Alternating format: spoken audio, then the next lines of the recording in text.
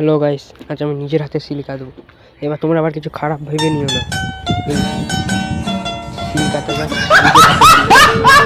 কি বেড়ায় দেখা যায় প্রথমবার। এই তো সাপ বেরিয়েছে না, কি সাপের মতন কি দেখা যাচ্ছে। হেলমেটের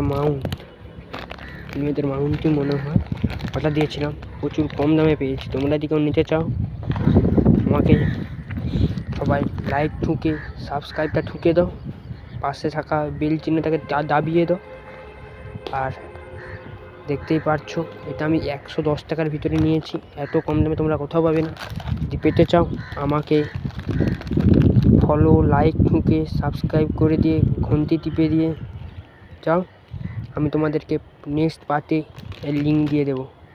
যদি ভিডিওটা ভালো লাগে অবশ্যই লাইকটা ঠুকে দিও।